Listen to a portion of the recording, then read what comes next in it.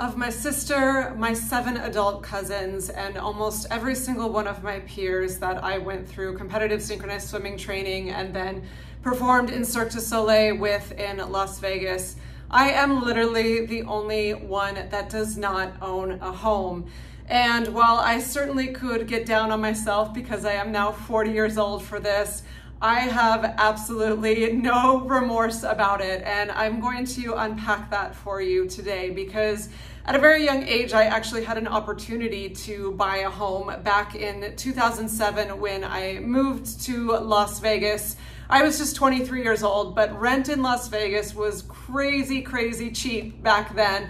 And even though I wasn't making that much money in comparison to what rent was in the area at that time, it was definitely affordable for me, but something just sort of irked me, even though all my castmates and all the young people coming into the show around the years that I was, they all bought homes, and the market was so good that many of them bought multiple homes or condos just with the idea of, well, Vegas is booming and I'll just rent it out, right? We're all just gonna buy and rent out and everything's gonna be great. And I had 18-year-old friends that had homes, and I had friends in their mid-20s that had multiple homes. That's kind of outrageous if you think about it. And this wasn't that long ago. I'm not a dinosaur. This was, 2007, but we all know what happened in 2008. If you remember the gigantic, massive housing crash that happened in the United States, and it had an incredible impact on not just the United States economy, but the global economy, because we are so connected. And Florida was a really bad market, but Las Vegas was, if not the worst, it was one of the worst markets to get hit. And guess what happened to all of my friends that bought home? They were all upside down on their mortgages. Many of them were foreclosing, and everyone got spooked because the economy really is just human psychology. It's just this mishmash of human behavior. That's what the stock market is. It's really just going off of human feelings and a big giant guessing game. And now this booming town of Las Vegas that was just supposed to keep infinitely growing and let everyone could just rent out all their homes to these newcomers, well, it stopped. And people with multiple homes, they could not rent out their homes. So they were stuck paying multiple mortgages. And it was a complete mess. And everyone was foreclosing left and right. And so many people were just squatting in their homes, stopped making payments because the banks were so tied up that they couldn't get to it. It was a big, fat, hot mess, and many people were very stressed out trying to sell their homes to get out of this mess, but no one wanted to buy because the market was a mess, and who's to say when it would be fixed? No one knew. So I am very, very glad I avoided that mess. And to be completely honest, since those years living in Vegas, it did, by the end, I stayed there till 2013. The market was starting to recover by that point, and I certainly could have been one of the people that wanted to flip a home and buy these now dirt cheap homes and put something into it, but I still never was really drawn to it. And since that time and moving to California, I absolutely have not had enough income to buy a home. I lived in Los Angeles after Vegas, and then now I live in San Diego, where the median price of a home is $1 million. And $1 million used to mean a mansion. Now in San Diego, $1 million will get you like a 2-bedroom bungalow that was built in the 50s and probably has mold and a whole host of other problems. It is not affordable to live here if you have a normal income bracket like I do myself. I'm not in the poverty line. I do well for myself, but I certainly am not able to afford $1 million home. But even if I could, I still wouldn't want to, despite the societal pressures, despite all of my family who's my age and my peers who are my age, almost all of them owning homes. I just don't want to. And here is why. I'm going to unpack that for you today.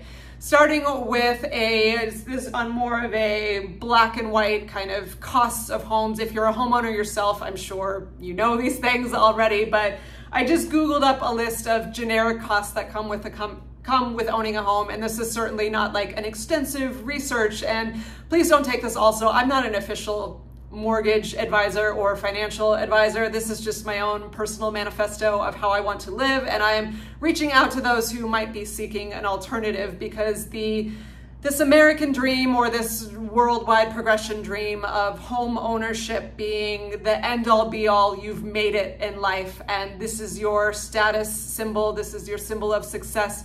This is the ultimate dream to be reaching for. Well, maybe it really is some people's dream, and I would never take that dream away from them. It's not my dream, and I think it's not the dream for a lot of people, but they feel pressured into it, and then they get themselves in really sticky situations that are very hard to get out of. So I want to sort of unpack this, kind of burst the bubble of this ultimate dream of home ownership today and see where we go from there. So a list of costs that come along with owning a home.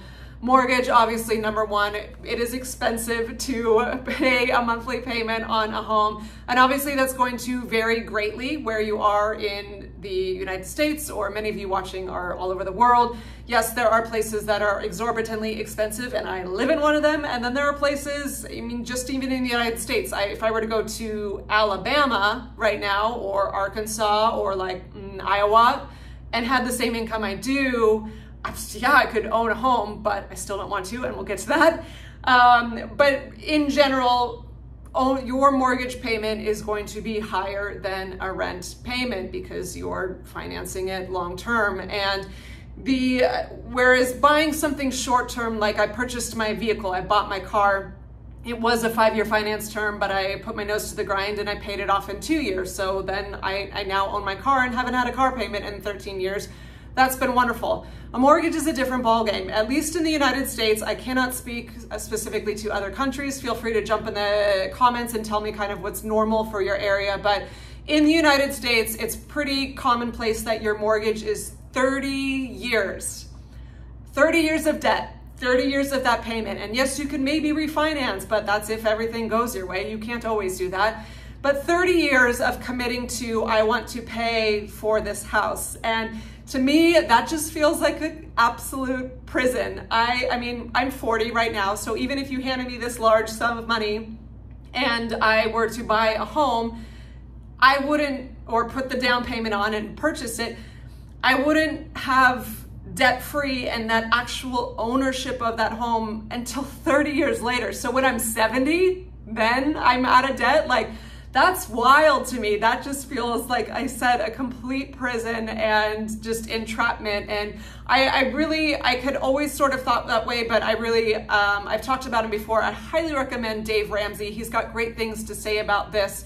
He's not completely anti-home ownership. He's about being smart with your money, but he is very much adamant about, if you are going to purchase something, you need to actually have the wealth to purchase it. And we think just because you can scrounge out a down payment and then sign your little 30-year mortgage and say your credit's good enough, that's true wealth to afford that home. But to me, having 30 years of debt is not true wealth. That is jail time. And because again, he says you don't truly own your home until it is paid off.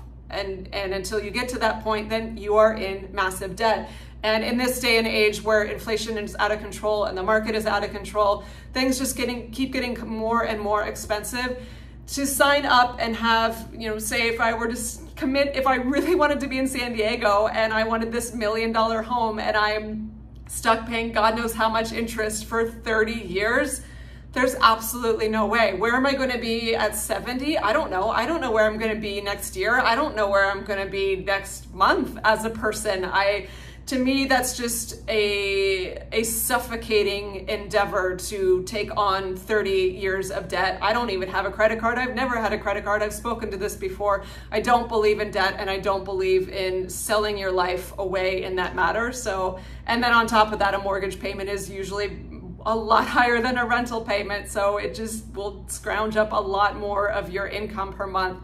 So that right there is a big red flag for me. Another cost is property taxes. When you're renting, you don't typically have to pay that unless you're in some like super bougie neighborhood-ish. But in general, if you're renting, you are not dealing with property taxes. That is something that comes along with owning a home, as well as homeowners insurance and mortgage insurance. Just all these rules and regulations we have, and just red tape and paperwork and stress and overhanging things that I personally do not want to deal with at all. And again, that is more money that you have to pay to be able to live in this box.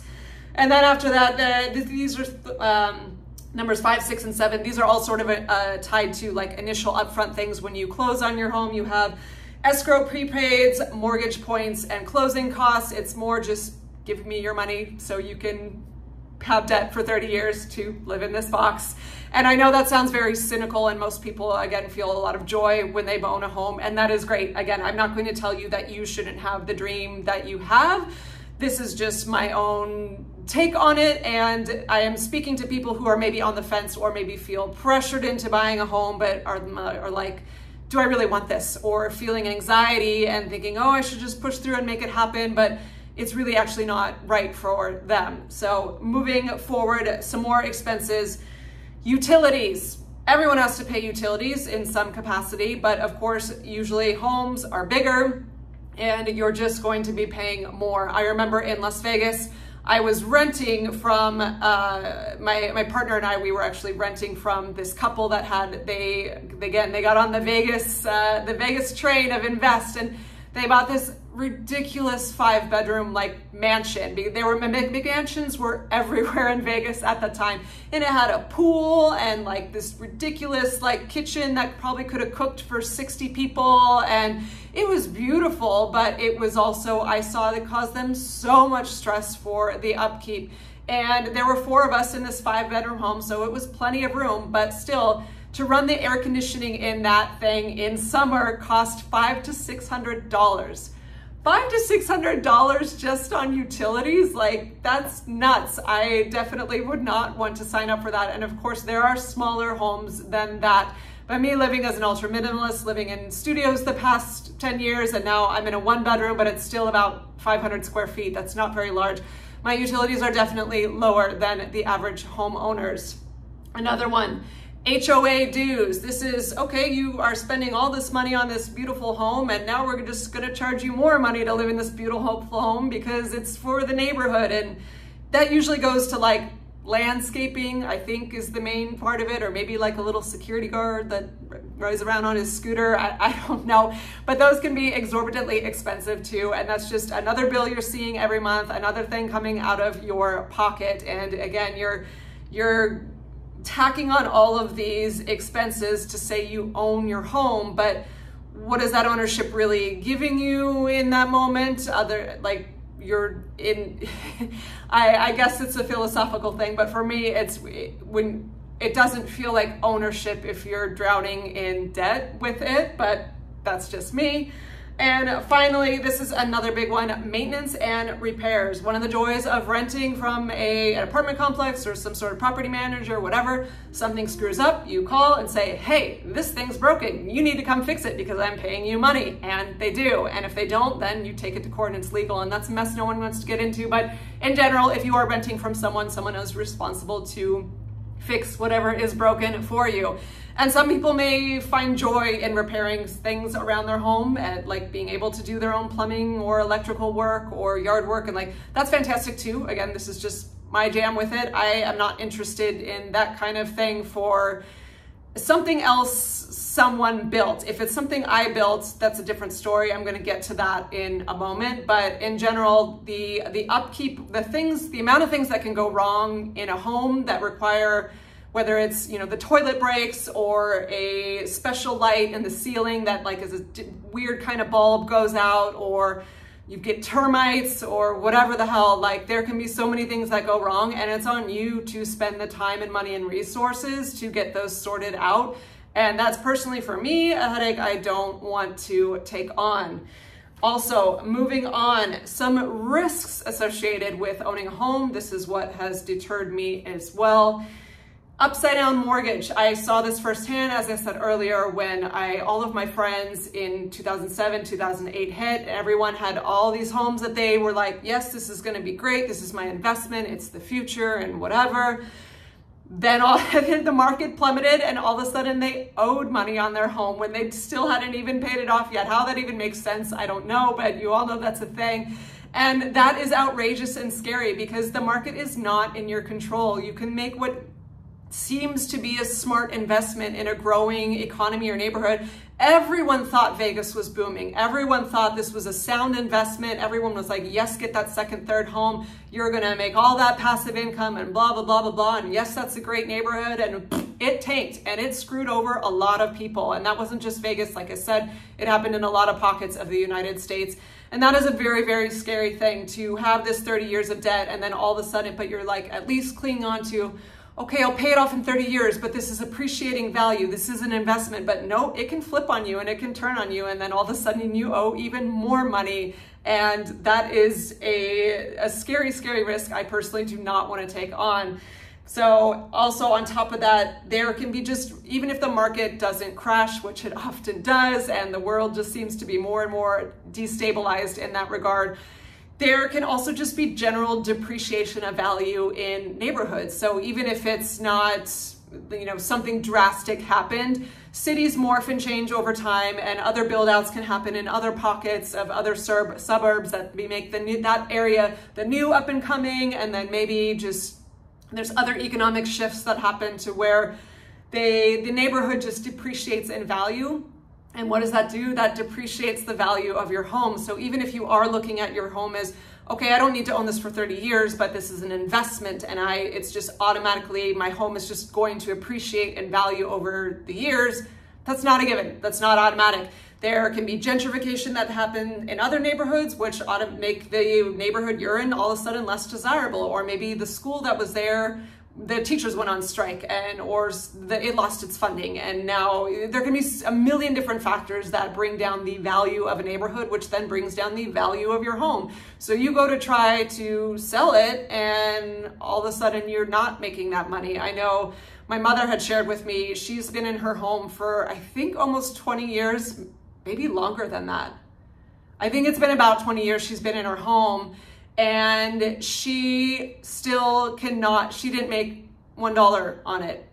She was just paying, it was this idea of, oh, it'll invest it, but because of all these different market shifts and whatever, if she were to try and sell it, because she's expressed that she wants some more freedom in her life, if she were to try and sell it, I think she said she would actually owe a little bit of money, which is just asinine to me. But that's, I mean, how this whole crazy, stupid market system that we made up works. And so that is a very, very big risk you must consider. It's not a given that your home is just going to make magical unicorn money for you. Yes, it can, and yes, it does. And I'm not going to deny that there are people making a lot of money in real estate. That's absolutely a fact. But it is just like the stock market. I've shared I don't invest in the stock market ever. It is still a gamble and it's not a given. And especially a lot of times people that are making this passive income are people that had a lot of expendable income from some sort of other career up front, so they could afford to invest in these multiple homes. But if you are just living paycheck to paycheck, but you want to invest in this home and think that it's going to be your ticket to safety and security in the future and just automatically make you passive income, it's not a guarantee, and it's something you should really seriously consider and look at. Okay, if the market does flip, or if I'm not able to sell this home or doesn't actually appreciate in value, is this something that I actually want to be attached to and giving so much money to every month? Another risk is if you are unable to sell it, even if the market is, you know, it didn't depreciate in value and you could stand to make some money on it, sometimes it just won't sell. Markets are crazy like that. It's like trends, like stupid fashion trends. Like all of a sudden there's the hot spot and you can't seem to buy a home. Like I have a friend that was trying to buy a home in the North Carolina area, and he's got the money and all the resources to do it, but he would bid on something and get outbid by like 20 different people. And you just can't find a home there. But then there's other areas where your home could sit on the market for a year and you're trying to get out because you want to move somewhere else. You want to start a new life somewhere. You want to have a new job somewhere, or you just want to be free and travel or whatever. It's not a guarantee that someone will buy your home because, again, the market is so fickle. It's all just human behavior and human trends and humans just sort of deciding what's popular or cool or what's needed, and it's all so intertwined with like the job market, what's happening there, the political climates. And so it's not a guarantee that your home will just magically sell. Some, again, depending on the area, but it's everyone, again, I keep coming back to this example, but when I was in Vegas and everyone was like trying to get out of these disasters, their homes were sitting on the market for years. And especially if it's something like a condo, like I get the allure of wanting to buy a home because it's space to make your own, but like buying a condo and thinking someone's just going to want to rent that when they could just rent an apartment, which looks exactly the same as a condo. There's a big risk there that you may not be able to sell, and then you're stuck making these payments, maybe double payments because you still had to move. So that's definitely something to consider as well. And the last one is fire, flood, disaster. I would never, of course, wish this upon anyone, but it's reality and it happens, and you cannot predict those things. And yes, you can have insurance for those things, but the insurance business is a nasty, ugly business, and they are designed to make money, not necessarily help you. And I've heard of so many stories of people, their homes got damaged by floods, and there's some little loophole and some little addendum on page 97 of the bullshit appendix document of your insurance that says, well, but actually that's a specific circumstance that isn't covered. Oh, that was this type of earthquake or that type of damage in the home or that type of termite. Oh, actually that's not covered. And then people get royally, massively screwed. And those are very scary things, and it's not a guarantee that those things happen, but they could happen. And even just the emotional weight of, say, I live in California, it's land of wildfires. It happens. People lose their entire homes. And so you built this energy and this attachment to this and this money to this box, which is supposed to be your life and your safety net. And I'm not saying that's not a good thing, because it is, but it's just something to be mindful of in just the bigger picture of life. Everything changes, nothing is permanent, and attachments can really cause a lot of suffering. And if you put all of this energy and stress and this tight hold into your home, and then you lose it all, that leaves people in really, really hard places. And again, I'm not saying this should mean that no one should own a home, but again, I'm just speaking to a shadow side of something, of this sort of dream that's pushed on us from when we were young, of this is the ultimate path you should take that leads to freedom in certain ways, but it actually does not lead to freedom in a lot of other ways. There are, of course, benefits to this. I've got a little pros and cons list to finish this off here. So a lot of people like stability and security and the art of having a home, the act of having a home. Most people, I get it. I'm very different than most people in that I have moved probably 25 times in the past 20 years. A lot of people don't want to do that, and that is okay. And for a lot of people, having the idea of a 30-year mortgage, well, this is my forever home. Yeah, I want to be here for 30 years. That is okay, and that is a good thing, especially if you're raising children and you want to give them a sense of stability and groundedness in the world and have friends that they grow up with. Yes, that is a wonderful thing, and I won't knock that for sure. And as far as the investment piece, you absolutely can make a lot of money from owning homes if you are savvy with it, if you enjoy it, if you want to buy a couple, and then because you can totally rent it out, and so you're not paying money on it. If you're not worried about dealing with possible unruly tenants or just the headache of dealing with the property management. I know for some people it is a fluid process, and a lot of people are earning passive income from it. That's a real thing. I'm not going to knock that. And if you want to do that and that does feel enjoyable to you, or like a lucrative endeavor and not overly stressful, cool, keep going, go do that. For me personally though, it wouldn't be worth it to with all of those risks and those other possible sinkholes of costs to invest. It's the same reason I don't invest in the stock market, even though I am sitting on a lump sum of money in my savings. A lot of people will call me very stupid for doing this, but to me, sanity and peace of mind and simplicity far outweigh the potential to make another dollar, because all you have right now is today. And I want sanity and simplicity and freedom today, not this tied up in all of these overhanging things to possibly make more money. I've mentioned in some other video that I'm not overly concerned with retirement because I'm not overly concerned with stopping working. Do I want to be a bartender like I am right now forever? Absolutely not. But do I want to do meaningful work for my life? Yes, I do. So the allure of, oh, just buy all these homes and then rent them out and get your passive income from that investment so you can stop working, really not interesting to me. I don't want to stop working. I want to be engaged in the world forever and make money off of what I am passionate about and being of service in some way. So it really doesn't have the allure for me. But again, I'm not going to tell you what your dreams should be, just showing another side of how things could be. So if the investment allure really speaks to you and you want to do it, or you're already doing it and doing well, like, that's fantastic, but it's just not for me. Sorry, I lost myself here. Oh, one last little benefit, or not a huge benefit, or not a little benefit, it's a huge benefit, I should say. Going back to the home being a sense of this love and security and groundedness that a lot of people seek. They also see it as something they could pass down to their children and their children's children in the future. And I say that's still a wonderful thing. For me personally, I 100% do not want children, so that's not a point of concern or thought for me. And that's why the allure of, oh, well, it's mine forever, it doesn't, that holds no weight for me. But if for you, the idea of passing on your home to your children, or being able to host your grandchildren there someday is nurturing, then that's wonderful. I'm not going to say don't do that.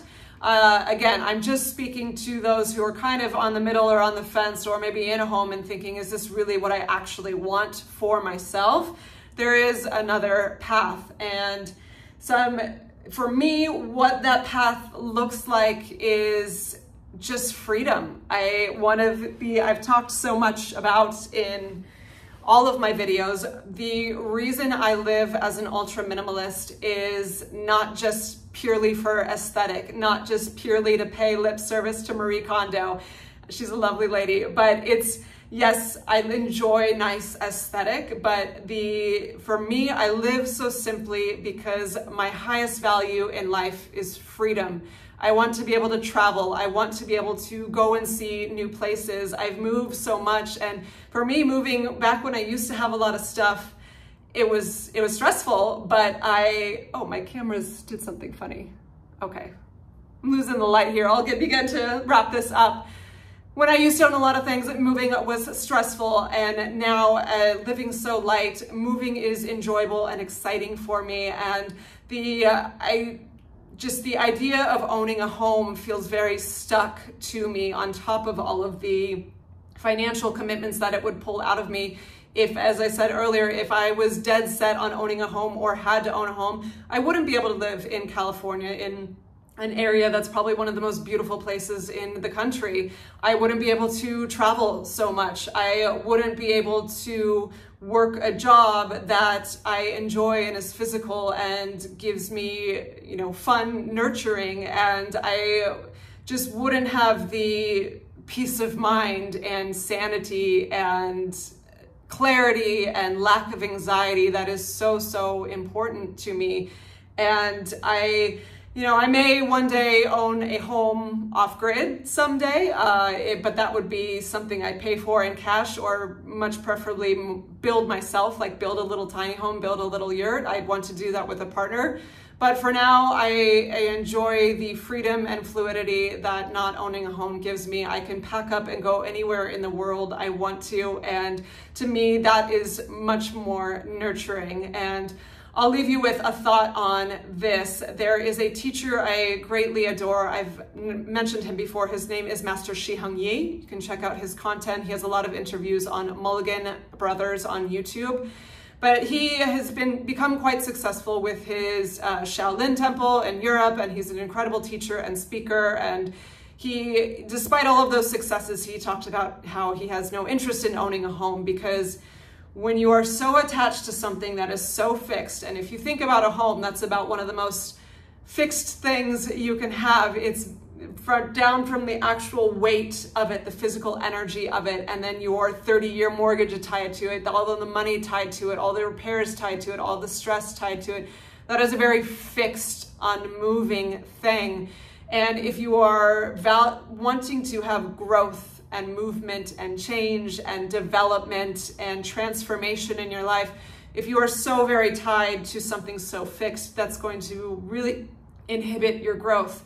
And for me, that absolutely resonated, because for me, personal growth and development and transformation and exploring in life the depths of the world and the depths of myself, this is absolutely the most important thing to have fluidity with for me. And so that is why I still happily do not own a home and don't intend to anytime soon. Okay, let me know your thoughts if this resonated for you at all, whether you own a home and want to get out of it, or you're on the fence of buying one, or you happily have chosen to not own a home either. I'd love to hear from you. That's it for today. Thanks for hanging out. I'll see you in the next one. Bye.